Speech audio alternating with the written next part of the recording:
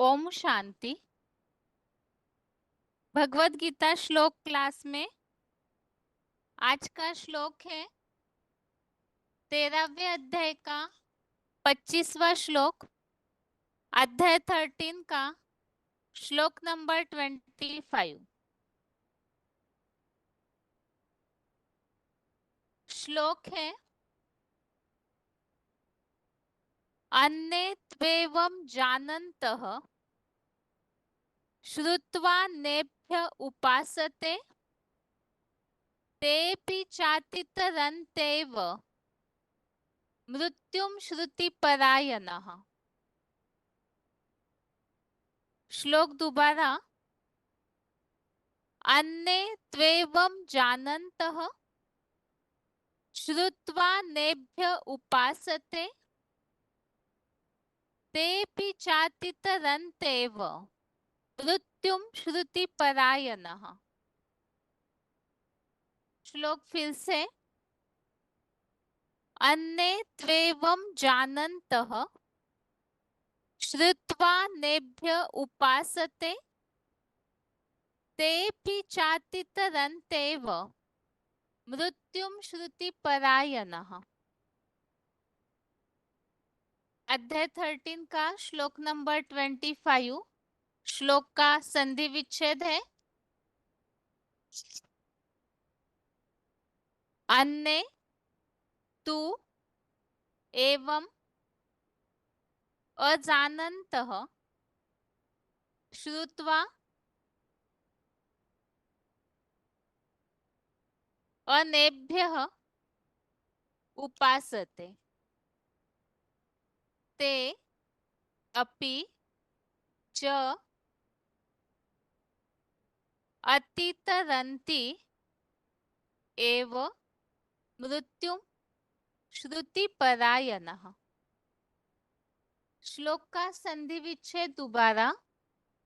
अन्ये तु एवं अजानन्तः श्रुत्वा अनेभ्यः उपासते ते अपि च अतितरन्ति एव मृत्युं श्रुतिपरायणः।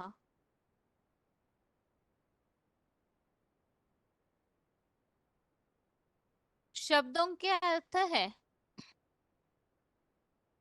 अन्तु अर्थात किंतु, अन्य अर्थात कुछ अन्य, एवं अर्थात ऐसा, अजानन्तः अर्थात न जानते हुए, अनेभ्यः अर्थात दूसरों द्वारा, श्रुत्वा अर्थात सुनकर,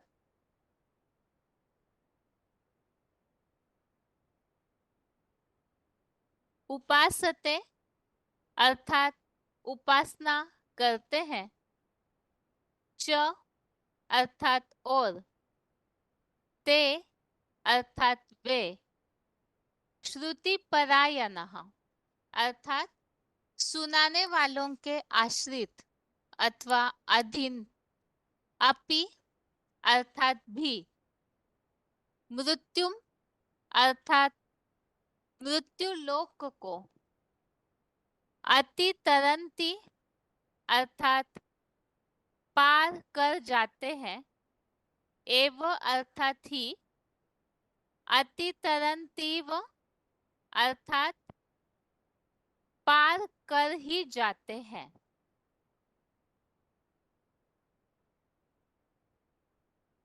शब्दों के अर्थ दोबारा।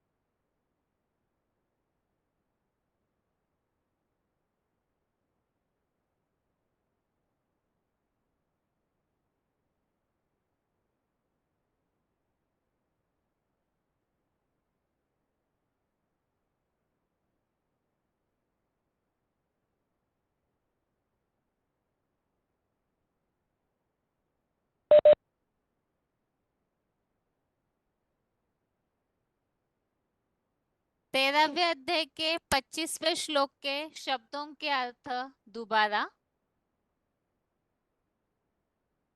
तू अर्थात किंतु, अन्य अर्थात कुछ अन्य, एवं अर्थात ऐसा, अजानन्तः अर्थात न जानते हुए, अनेभ्यः अर्थात दूसरों द्वारा, श्रुत्वा अर्थात सुनकर, उपासते अर्थात उपासना करते हैं, च अर्थात और, ते अर्थात वे, श्रुति परायणः अर्थात सुनाने वालों के आश्रित अथवा अधीन, अपि अर्थात भी, मृत्युम अर्थात मृत्युलोक को, अतितरंती एव, अतितरंती अर्थात पार कर जाते हैं, एव अर्थात ही, अतितरंतीव अर्थात मृत्युलोक को पार कर ही जाते हैं। श्लोक का अर्थ है, किंतु कुछ अन्य ऐसा न जानते हुए दूसरों द्वारा सुनकर उपासना करते हैं, और वे सुनाने वालों के आश्रित अथवा अधीन भी मृत्यु लोक को पार कर ही जाते हैं। 13वें अध्याय में यहाँ हम प्रकृति और पुरुष का विषय समझ रहे थे, और उस विषय को समझते हुए ही यहाँ आत्मिक स्थिति का महत्व समझाया जा रहा है। जैसे कि शुरू के श्लोकों में, मतलब 13वें अध्याय के 19 श्लोक नंबर 19 से प्रकृति और पुरुष इस विषय में आत्मा और आत्मा को मिली हुई ये शरीर रूपी प्रकृति, साथ ही में ये जो विशाल प्रकृति रूपी सृष्टि है, तो ये सृष्टि तो अनादि है, आत्मा भी अनादि है, और इसमें इन्हीं पांच तत्वों से जो शरीर मिलता है, जो आत्मा है, इस शरीर का आधार लेकर शरीर की इंद्रियों के द्वारा कार्य करती है, और ऐसे करते हुए आत्मा इंद्रियों द्वारा कार्य कराती है, और इंद्रियां साधन बनने के बावजूद भी जो कर्मों का रिजल्ट सुख या दुख है, पाप पुण्य का रिजल्ट वो आत्मा भोगती है। आत्मा ही सुख दुख भोगने में कारण है, निमित्त है,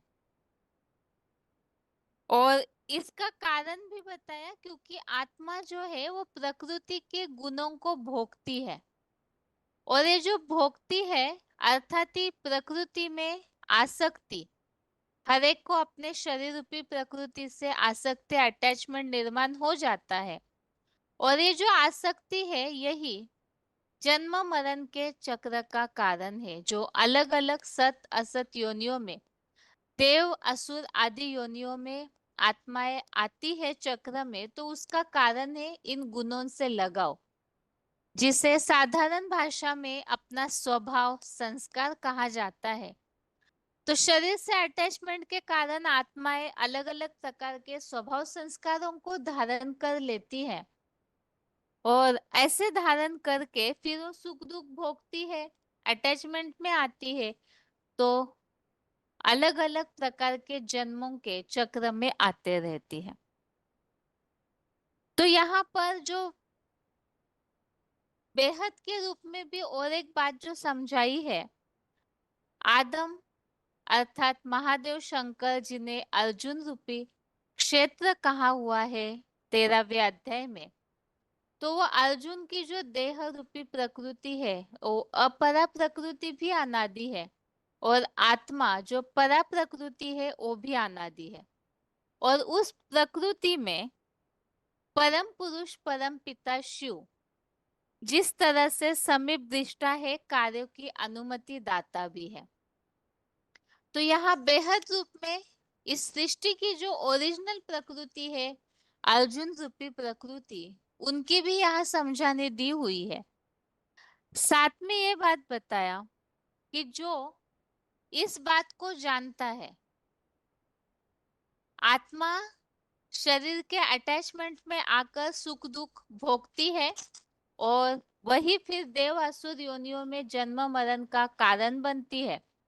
अब ऐसी बातों को और साथ में परमपिता शिव किस तरह से उस साकार के द्वारा, अर्जुन रूपी प्रकृति के द्वारा कार्यों की अनुमति दाता है, भरण पोषण करता है, इन सब बातों को जो जान लेते हैं, तो ऐसे जानने वाले फिर आत्मिक स्थिति का आचरण करता हुआ इस दुखी संसार में जन्म नहीं लेते हैं।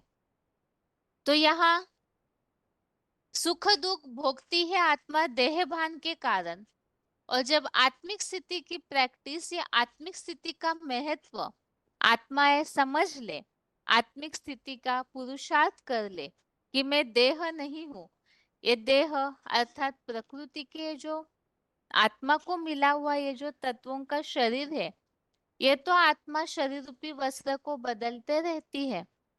मूल रूप में आत्मा निर्विकारी है और ज्योति बिंदु स्वरूप है।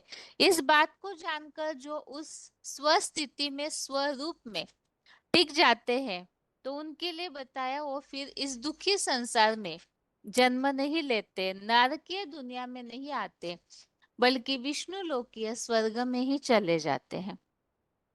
अब इसीलिए ही यहाँ आत्मिक स्थिति की प्रैक्टिस कब और कैसे करनी चाहिए, उसके बारे में 24वें श्लोक नंबर 24 में समझानी दी हुई है।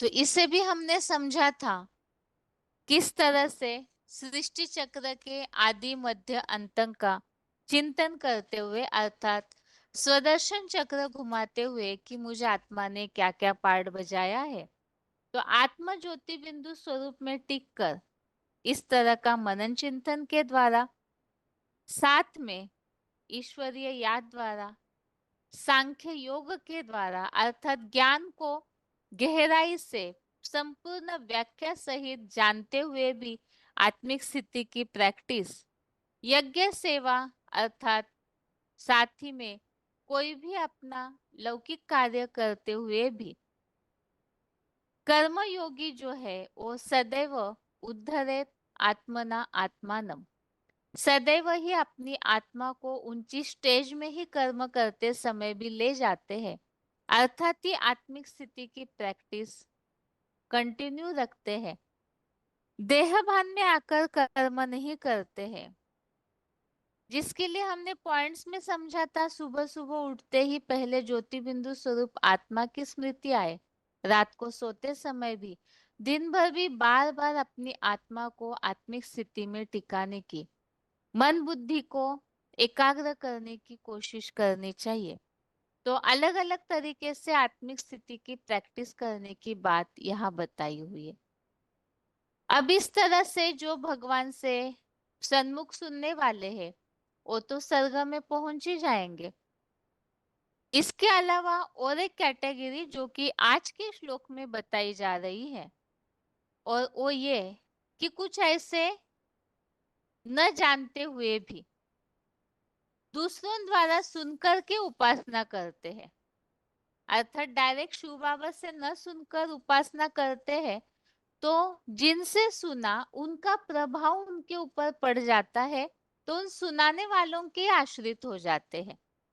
लेकिन सुना तो ईश्वरीय ज्ञान है, और कुछ ना कुछ जो आत्मिक स्थिति की प्रैक्टिस कर लेते हैं, तो ऐसी आत्माएं भी मृत्यु लोक को पार कर चले ही जाते हैं।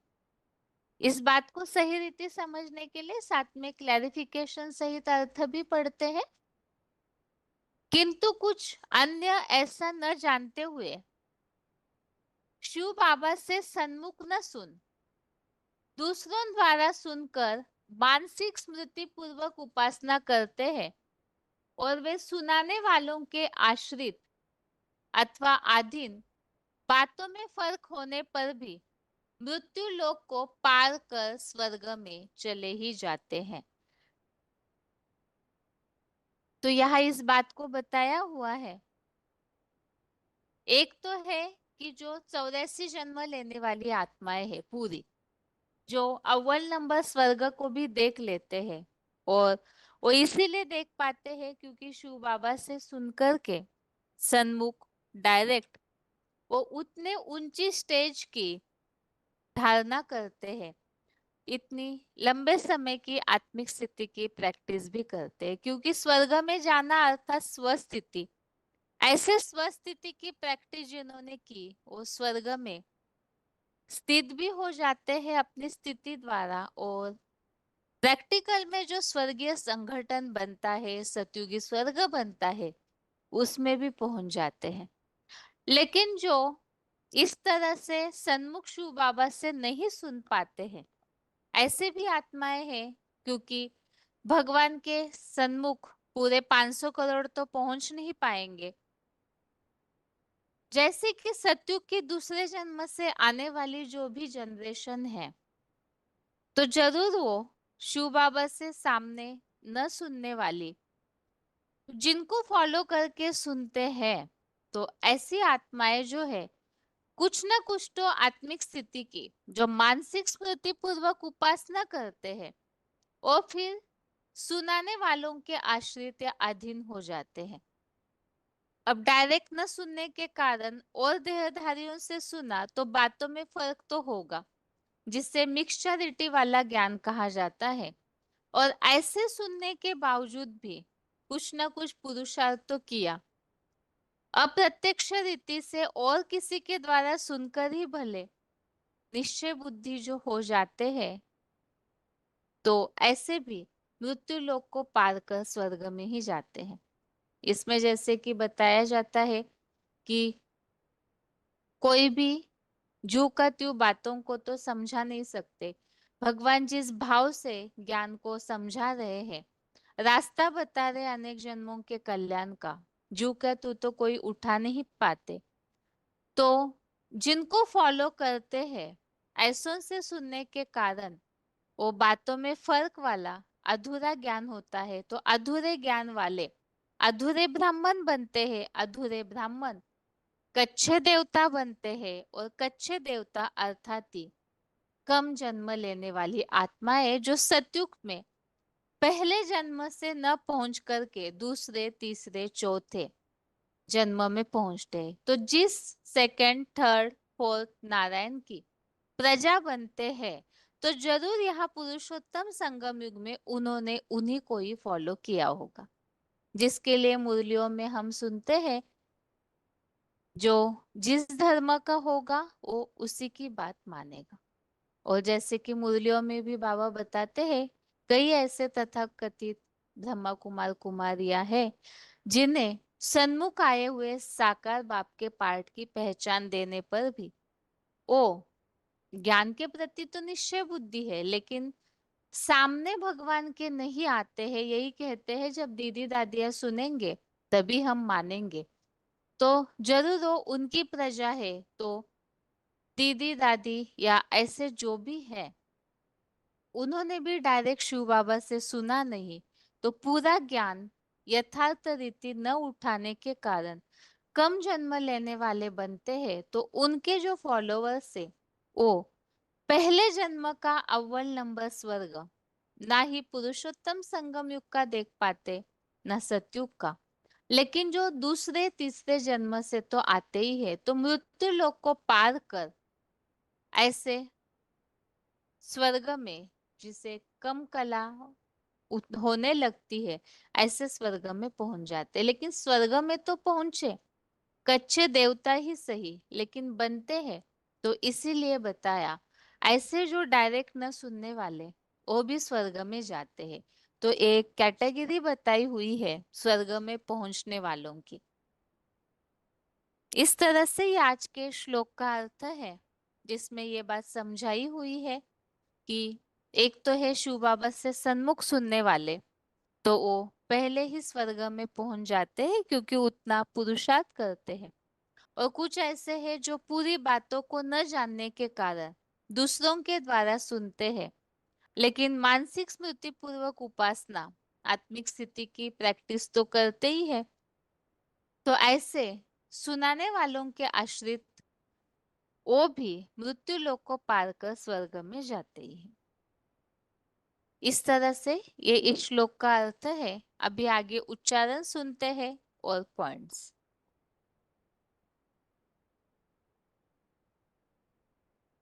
अन्ये त्वेवमजानन्त श्रुत्वान्येभ्य उपासते तेऽपि चातितरन्त्येव मृत्युं श्रुतिपरायणाः। किंतु कुछ अन्य ऐसा न जानते हुए शिव बाबा से सन्मुख न सुन दूसरों द्वारा सुनकर मानसिक स्मृति पूर्वक उपासना करते हैं और वे सुनाने वालों के आश्रित अधीन बातों में फर्क होने पर भी मृत्युलोक को पार कर स्वर्ग में चले ही जाते हैं। अन्ये त्वेवमजानन्त श्रुत्वान्येभ्य उपासते तेऽपि चातितरन्त्येव मृत्युं श्रुतिपरायणाः। किंतु कुछ अन्य ऐसा न जानते हुए शिव बाबा से सन्मुख न सुन दूसरों द्वारा सुनकर मानसिक स्मृति पूर्वक उपासना करते हैं और वे सुनाने वालों के आश्रित अधीन बातों में फर्क होने पर भी मृत्युलोक को पार कर स्वर्ग में चले ही जाते हैं। आगे है श्लोक संबंधित points. VCD number 391, VCD number 391 17 minute 17 minutes के बाद से लिया हुआ पॉइंट है, सन्मुख न सुनने वाले।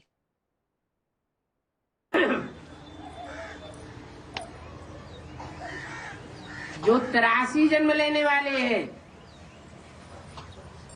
उनों की कुछ न कुछ कलाएं कम हो जाती है। भगवान बाप के आने पर उन्होंने पूरा पुरुषार्थ नहीं किया, श्रीमत को पूरा फॉलो नहीं किया, तो आत्मा की कला घट जाती है।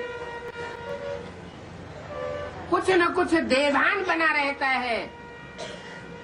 उस देवान के कारण वो पूरे 84 जन्म लेने वाली शुद्ध रूहानियत वाली आत्मा नहीं बन पाती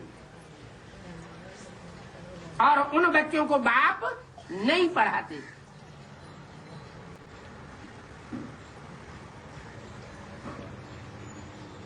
वो बाप से डायरेक्ट पढ़ाई नहीं पढ़ते।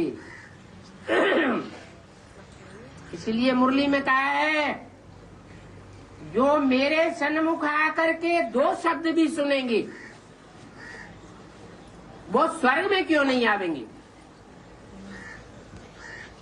माना बाप के सन्मुख आकर सुनने वाली आत्माओं की संख्या सिर्फ 9 लाख है। 4.5 लाख अपने शरीर की आंखों से सन्मुख बैठ करके बाप को देखते हैं और कानों से सुनते हैं, और जो बाकी 4.5 लाख हैं वो प्रवेश करके उन साकार शरीरधारियों में प्रवेश करके पढ़ाई पढ़ते हैं। यहाँ बुद्ध रूपी क्षेत्र में प्रवेश करते हैं और सतयुग में उन्हीं आत्माओं के गर्भ में प्रवेश करते हैं। टोटल मिला के 9 लाख आत्माएं हैं जो पूरे 84 जन्म लेती हैं।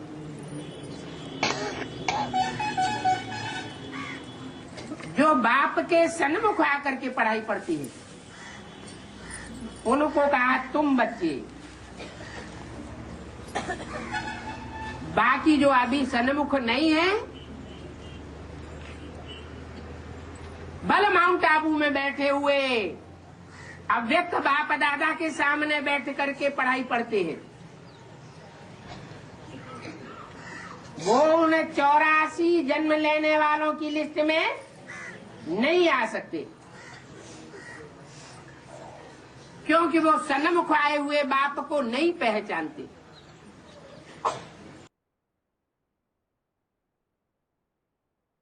अगला पॉइंट है वार्तालाप number 922, discussion number 922, 17 minute 17 minutes के बाद से लिया हुआ पॉइंट। सन्मुख न सुनने वाले कौन से स्वर्ग में नहीं जाते हैं? बाबा मुरली पॉइंट है, जो थोड़ा भी सुनेंगे, उस ज्ञान थोड़ा भी जो सुनेंगे वो स्वर्ग में आ जाएंगे। तो इसका बेहद रहस्य क्या है? बाबा 100% स्वर्ग की बात करते हैं,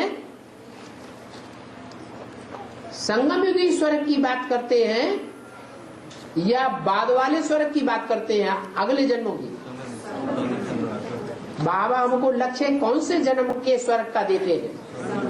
संगम युगी स्वर्ग का लक्ष्य देते हैं। आपको जवाब मिला क्या? जो भी आत्माएं ज्ञान सुनेगी थोड़ा सा भी आ जाएगी। किससे सुनेंगी? ब्राह्मण परिवार से सुनेगी तो आ जाएंगी? नहीं,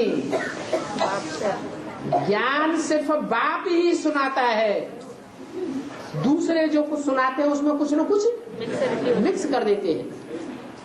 ये घड़ा है, इस घड़े में दूध भरा हुआ हो, एक बूंद सांप का विष मिल गया तो सारा क्या हो जाएगा? विष ही हो जाता है। दूसरों से सुना तो गारंटी नहीं है। स्वर्णिम संगमयुगी स्वर्ग में आने की, अगर बाप से सुना, 2 शब्द भी सुने सन्मुख आकर, एक होता है अंदर का सन्मुख और एक होता है बाहर का सन्मुख।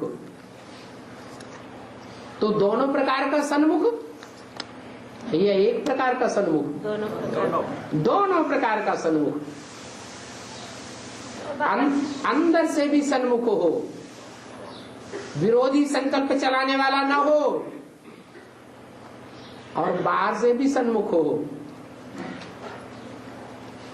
तो ऐसे सन्मुख आकर जो 2 शब्द भी बाप से सुनते हैं वो स्वर्ग में क्यों नहीं आवेंगे? अब गिरती कला के स्वर्ग में नहीं, कौन से स्वर्ग में? हाँ, जो संपन्न स्टेज का स्वर्ग है उसमें जरूर आवेंगे।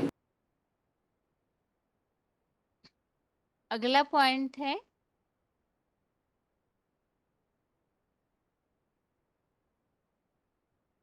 VCD number 459, VCD number 459, 42 minute 42 minutes के बाद से लिया हुआ पॉइंट है। सन्मुख न सुनने पर भी मृत्यु लोक को पार कर स्वर्ग में चले ही जाते हैं।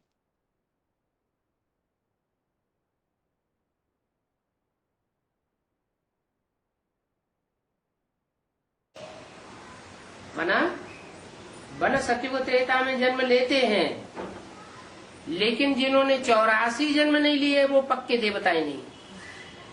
जिन्होंने पूरे 84 जन्म लिए वो परमात्मा बाप से सन्मुख बैठ करके पढ़ने वाले ब्राह्मण हैं। दूसरे ब्राह्मण जो कम कला वाले बनते हैं, देवताएं, वो बाप से सन्मुख बैठ करके नहीं पढ़ पाते।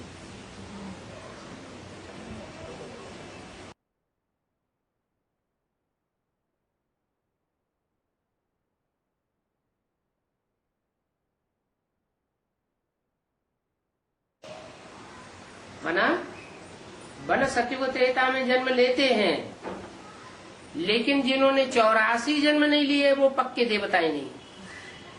जिन्होंने पूरे 84 जन्म लिए वो परमात्मा बाप से सन्मुख बैठ करके पढ़ने वाले ब्राह्मण हैं। दूसरे ब्राह्मण जो कम कला वाले बनते हैं, देवताएं, वो बाप से सन्मुख बैठ करके नहीं पढ़ पाते। अगला पॉइंट है वार्तालाप number 89, discussion number 89, 34 minute 34 minutes के बाद से लिया हुआ पॉइंट है। दूसरे सुनाने वालों के आश्रित बातों में फर्क होने पर भी स्वर्ग में चले ही जाते हैं। तो जो तीसरे नारायण के कुल में आने वाले होंगे सतयुग में, प्रजा ऊपर से उतरेगी ना, तो तीसरे नारायण के कुल में आकर के तीसरे नारायण की प्रजा बनेगी। तो संगम युग में वो तीसरे नारायण की बात मानेगी या शिव की बात मानेगी या ब्रह्मा की बात मानेगी? किसकी बात मानेगी? जो जिस धर्म का होगा वो उसी की बात मानेगा। मुस्लिम क्या बोला? जो जिस धर्म का होगा वो उसी की बात मानेगा।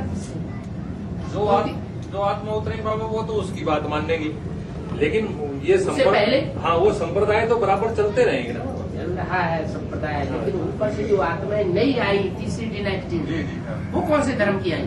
वो तो उसकी इब्राहिम धर्म की आई, तो वो किसकी बात मानेंगे? वो उन्हीं की बात मानेंगे। तो उनका भगवान कौन हुआ? इब्राहिम। ऊंचते ऊंचे भगवान में अंतर पड़ गया ना। उनके लिए वही ऊंचते ऊंचे भगवान, उससे ऊंचा और किसी को मानेंगे नहीं, वो किसी की बात मानने वाले नहीं। जैसे भक्ति मार्ग में कहते हैं भगवान भी ब्रह्मा भी उतर आए तो भी हम मानने वाले नहीं।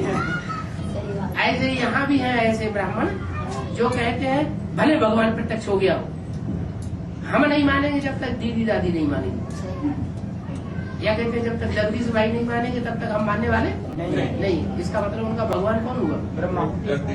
जगदीश भाई। ब्रह्मा। तो पहले बाप की पहचान हो, पता लगे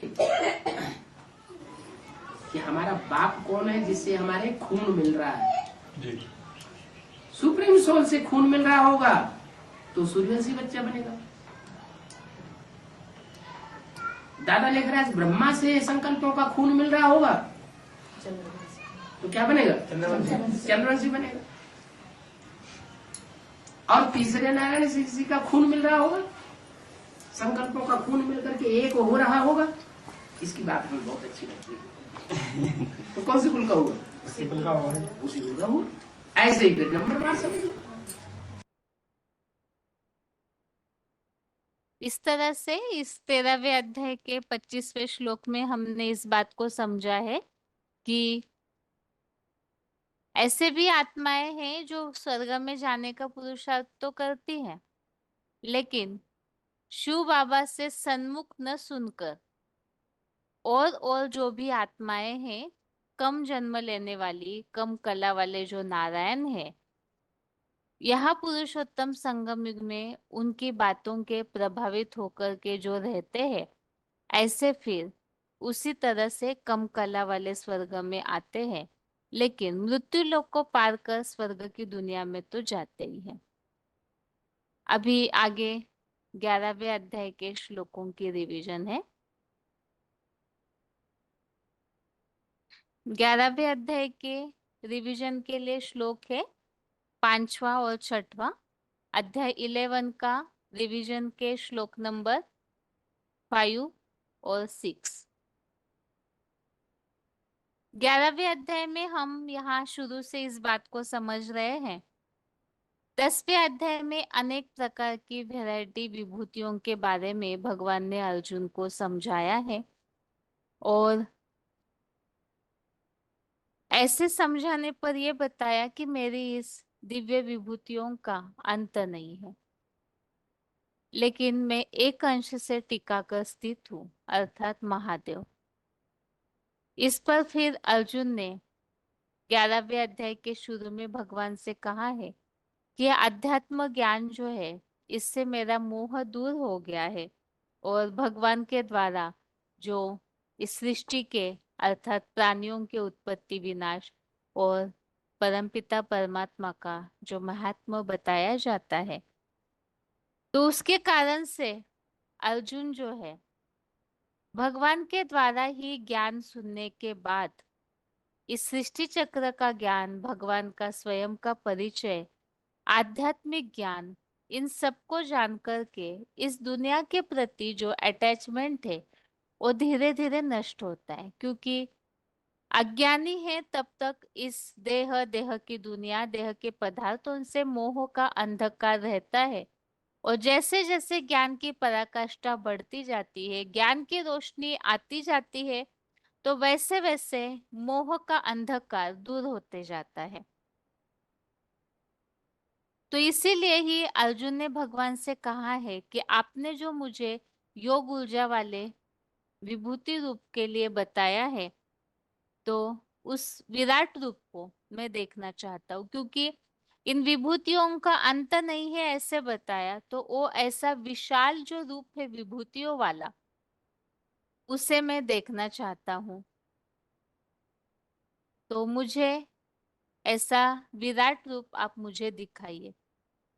तो ये विराट रूप कैसे देख सकते हैं, इसके बारे में भी हमने समझा कि ज्ञान नेत्र के द्वारा ही, बुद्धि के तीसरे नेत्र के द्वारा ही सबसे पहले भगवान के इस विराट रूप को समझ सकते हैं। इसीलिए अर्जुन के कहने पर भगवान ने अर्जुन को ज्ञान नेत्र से इस विश्व रूप विराट रूप का साक्षात्कार कराना शुरू किया। तो 5वें श्लोक से 8वें श्लोक तक इसी विश्व रूप का वर्णन यहाँ दिया हुआ है। श्लोक नंबर 5। श्री भगवान उवाच पश्य मे पार्थ रूपाणि शतशः अथ सहस्रशः। पश्य मे पार्थ रूपाणि शतशोऽथ सहस्रशः। नाना विधानि दिव्यानि नाना वर्णाकृतीनि च। श्लोक दोबारा। श्री भगवान उवाच पश्य मे पार्थ रूपाणि शतशोऽथ सहस्रशः। नाना विधानि दिव्यानि नाना वर्णाकृतीनि च।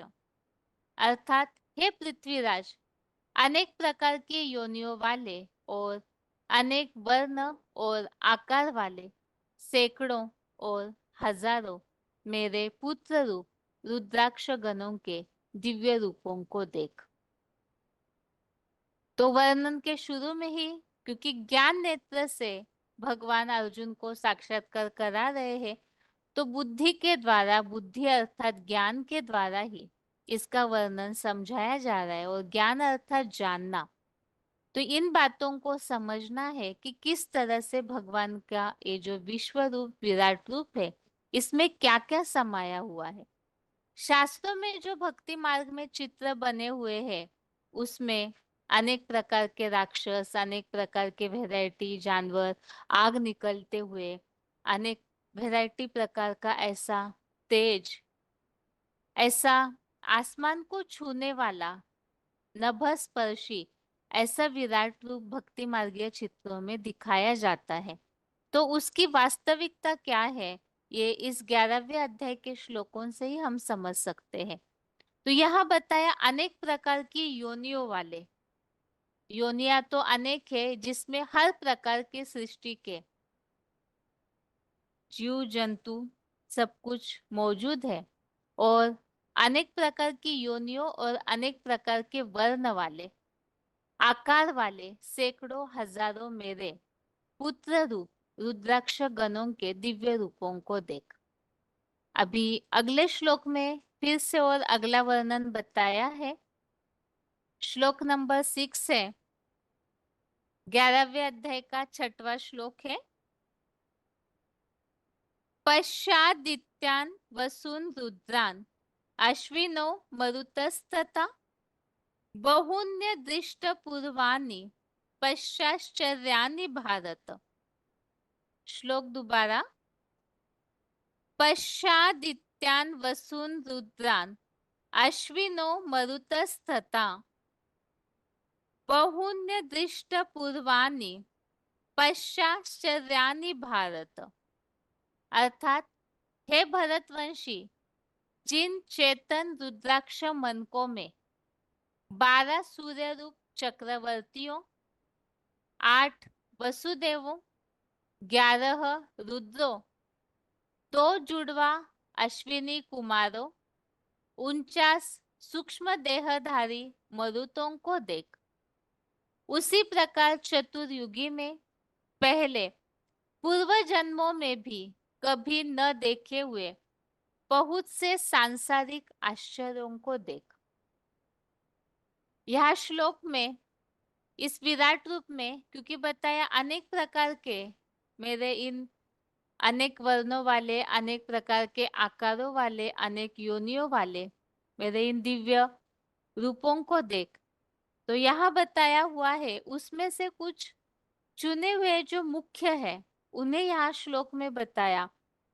जिन रुद्राक्ष के मनकों में यहाँ जो अनेक दिव्य रूप है वो विषय जो बताया, महादेव के द्वारा ही विराट रूप दिखाया जाता है। और महादेव से जुड़े हुए जो रुद्राक्ष के मन के हैं, तो वो रुद्राक्ष के चेतन मनकों में मुख्य बताए 12 सूर्य रूप चक्रवर्तियों, अर्थात ऐसे सूर्यवंशी 12 आत्माएं चक्रवर्ती जिन्हें कहा है 8 वसुदेवों। वसु अर्थात ज्ञान की धन संपत्ति का दाता, तो वो 8 वसु उनमें मुख्य है जो भगवान से उस ज्ञान को उठाते हैं ऊंची स्टेज में। 11 रुद्रों और 2 जुड़वा अश्विनी कुमारों। 49 सूक्ष्म देहधारी मरुतों को देख। तो सूक्ष्म देहधारी मरुत, मरुत मारुत अर्थात हवा, और ये मारुत से ऐसे मरुत पुत्र है जिसके लिए बताया 49 सूक्ष्म देहधारी, जो कि सूक्ष्म शरीर तो विधर्मी आत्माएं ही धारण करती है, तो ऐसे सूक्ष्म शरीरधारी 49 मरुत।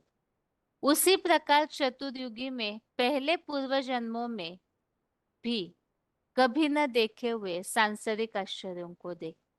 तो पुरुषोत्तम संगम युग में ही सारी सृष्टि पर, सृष्टि मंच की जितनी भी आत्माएं हैं, एक्टर्स, वो सृष्टि पर मौजूद होते हैं। और उसी समय ही एक ही बार कल्प में ये भगवान का विराट रूप दिखने में आता है।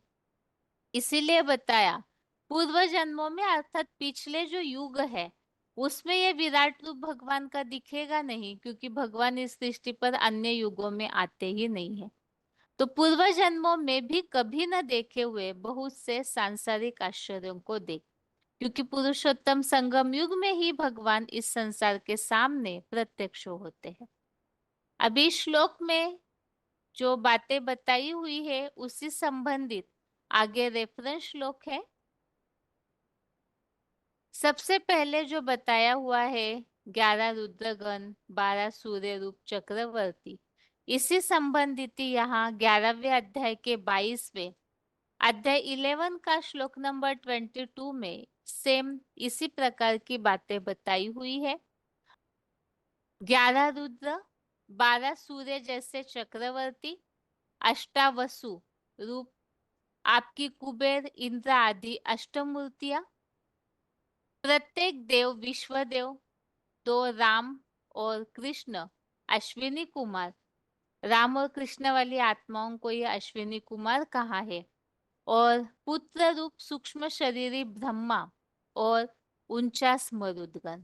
तो ब्रह्मा जैसे सूक्ष्म शरीर धारण करते हैं, तो उन्हीं की तरह ऐसी सूक्ष्म शरीरधारी 49 मरुदगण। और योग ऊर्जा का तेज पाई अन्य सनातन कालीन बीज रूप रुद्रगण है। अगला रेफरेंस श्लोक यहाँ 10वें अध्याय का 21, अध्याय 10 का श्लोक नंबर 21। इसमें बताया हुआ है ज्योतिमान पदार्थों में आत्म ज्योति किरणों वाला चैतन्य ज्ञान सूर्य, यहाँ 12 सूर्यवंशी आदित्यों में विष्णु और 49 मरुत, यहाँ उन मरुतों का उल्लेख आया हुआ है। 10वें अध्याय का 23, अध्याय 10 का श्लोक नंबर 23, इसमें 8 वसुओं का और 11 रुद्रगणों का उल्लेख आया हुआ है। अभी श्लोक का अर्थ उच्चारण सुनते हैं और साथ में श्लोक संबंधित पॉइंट्स।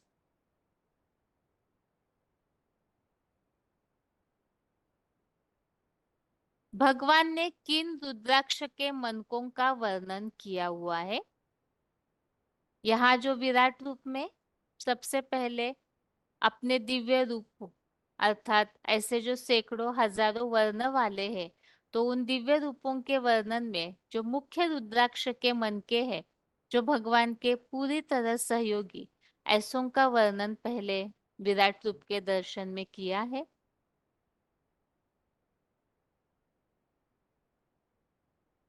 पश्य मे पार्थरूपाणि शतशोऽथसहस्रशः नानाविधानि दिव्यानि नानावर्णाकृतीनि च पश्यादित्यान् वसून् रुद्रान् अश्विनो मरुतस्तथा बहून् दृष्टपूर्वाणि पश्याश्चर्याणि भारत।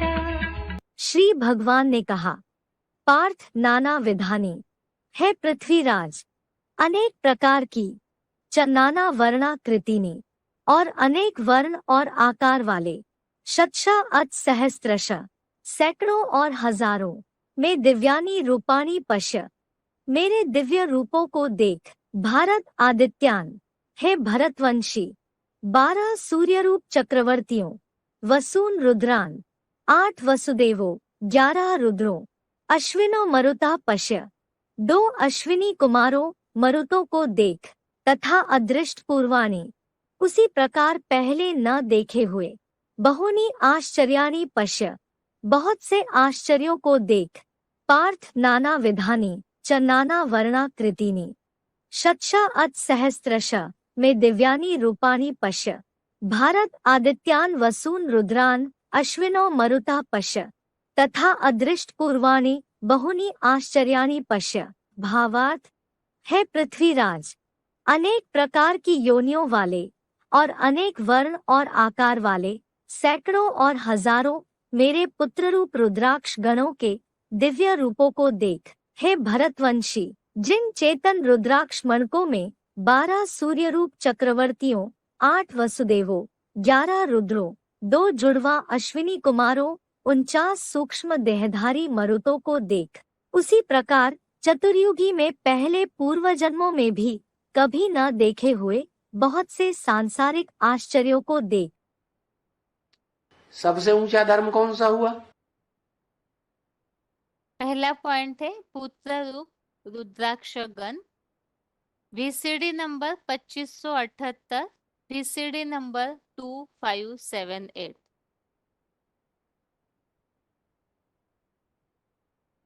धर्म कौन सा हुआ?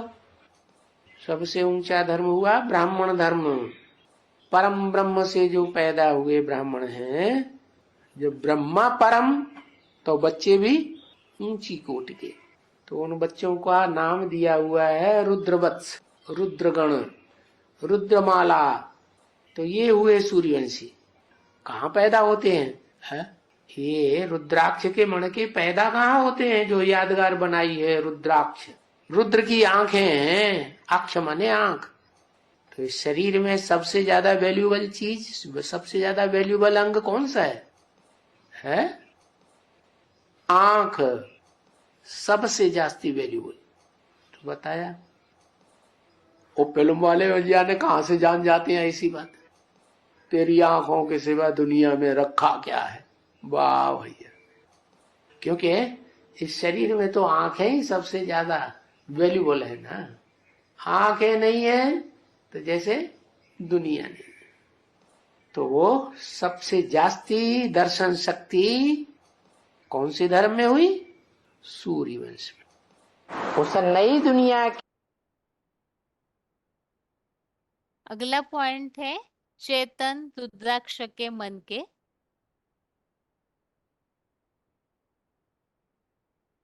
VCD नंबर 2416, VCD नंबर 2416, 4 घंटा 49 मिनट के बाद से लिया हुआ पॉइंट।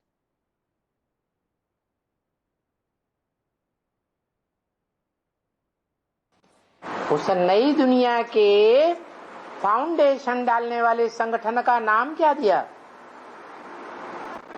नेपाल तो भक्ति मार्ग का नाम है।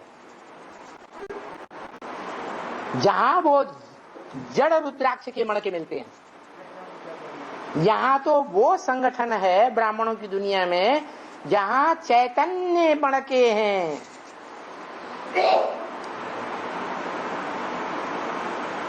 जिन रुद्राक्ष के मणकों में मुख बने हुए हैं, कोई में 1 भूत प्रवेश करता, कोई में 2, कोई में 4, कोई में 8 भूत भी प्रवेश करते।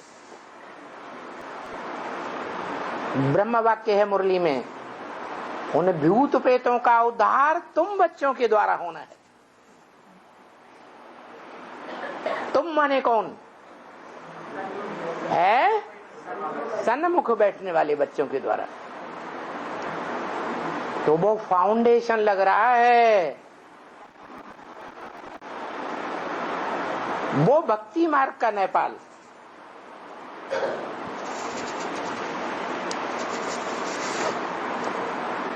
वो जड़ पहाड़ है।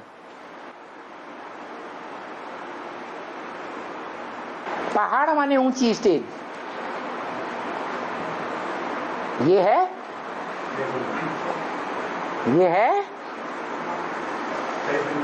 हाँ, नई दुनिया का फाउंडेशन डालने वालों की ऊंची स्टेज। हाँ, अगला पॉइंट है 11 Rudragana, 2 Ashwini Kumar, 49 मरुदगण। VCD number 1986, VCD number 1986। हाँ, जो आदित्यान 12 सूर्यरूप चक्रवर्ती बताया और रुद्ररूप 11 बताया। हाँ जी, एक है क्या बाबा? एक है जिसे कहते हैं ज्योतिर्लिंगम शिव। तो जो ज्योति है, संपन्न ज्योति, सदा ज्योति, वो शिव है शंकर के अंदर। वो 12वां या पहला अलग है, बाकी 11 रुद्र अलग हैं, जो सहयोगी हैं, रौद्र रूप धारण करते हैं। ठीक है बाबा। और वो जो अश्विनी कुमार 2 है, हाँ, वो अश्विनी कुमार रामकृष्ण बताया। अश्विनी मतलब क्या है बाबा? अश्व। अश्व माने मनरूपी अश्व। मनरूपी अश्व के कुमार हैं, संपन्न स्टेज वाले हैं। और मरुद 49 बताया। मरुदगण 49, 50 के दुगने 100। 100 के मणकों की माला होती है, उसमें 8 ऐड होते हैं। उनमें से 49 मरुदगण। मरुत कहते हैं उड़ने वाले को, मारुत। पुरुषार्थ के दौड़ में उड़ते हैं, हाई जंप नहीं लगाते। 11 रुद्र तो वही। अगला पॉइंट है 11 रुद्रगण, 2 अश्विनी कुमार, 49 मरुदगण। इसी संबंधित वार्तालाप में पूछा हुआ पॉइंट है। Discussion number 1558, discussion number 1558।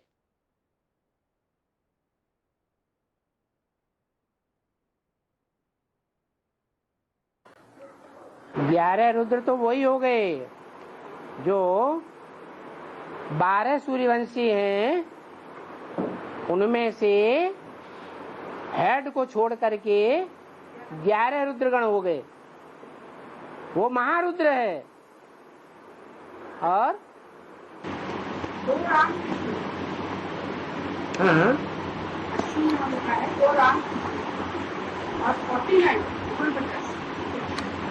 49 मरुदगण।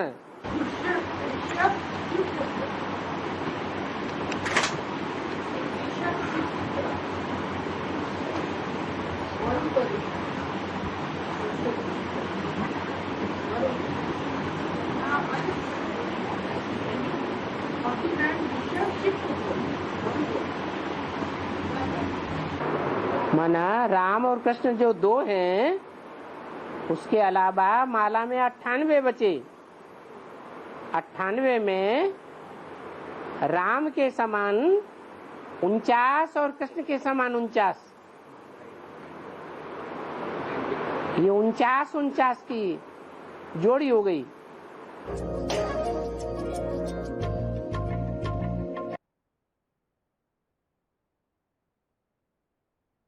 इस तरह से 11वें अध्याय में हमने विराट रूप के बारे में शुरू में जो वर्णन किया है उसे समझा है कि किस तरह से जो मुख्य विभूतियां है विराट रूप में, ऐसी आत्माएं जो सहयोगी बनी हुई है उनके लिए बताया। एक तो 12 सूर्य रूप चक्रवर्ती, 11 रुद्र बताए हुए हैं, 8 वसु है, 2 अश्विनी कुमार अर्थात रामकृष्ण वाली आत्माएं, 49 मरुदगण और ऐसे पहले न देखे हुए अनेक आश्चर्यों को देख, ऐसे भगवान ने अर्जुन से कहा है। अभी आज के श्लोक की एक बार रिवीजन करके आज का क्लास पूरा करते हैं।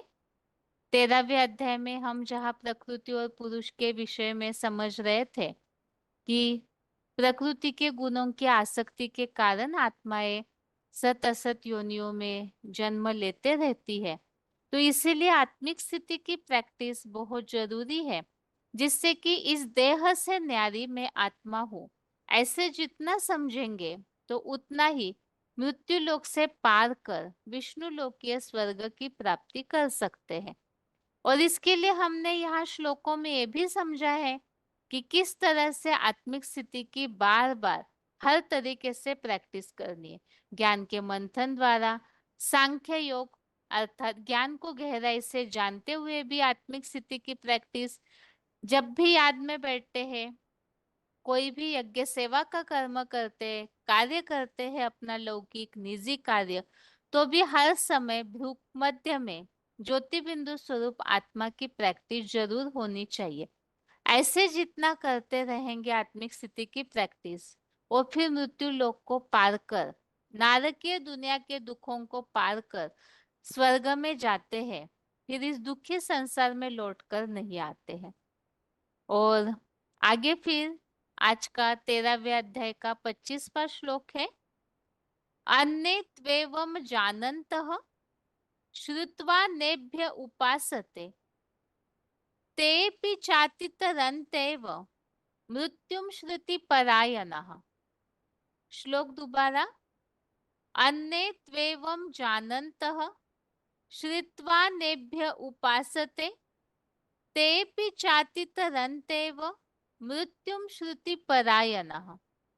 अर्थात किंतु कुछ अन्य ऐसा न जानते हुए शिव बाबा से सन्मुख न सुन, दूसरों द्वारा सुनकर मानसिक स्मृति पूर्वक उपासना करते हैं, और वे सुनाने वालों के आश्रित अथवा अधीन बातों में फर्क होने पर भी मृत्यु लोक को पार कर स्वर्ग में चले ही जाते हैं।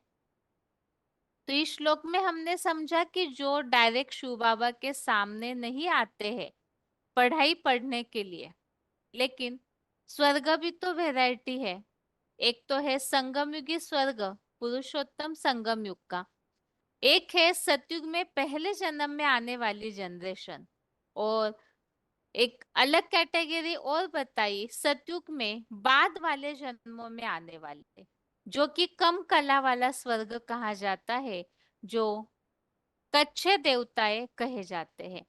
तो ऐसी आत्माएं कैसे बनती है उनके लिए यहाँ बताया, जो यहाँ शिव बाबा से तो नहीं पढ़ते लेकिन औरों से पढ़ाई पढ़ते हैं, तो कम जन्म लेने वाली जो आत्माएं हैं वो शिव बाबा के सन्मुख आकर पढ़ भी नहीं सकते।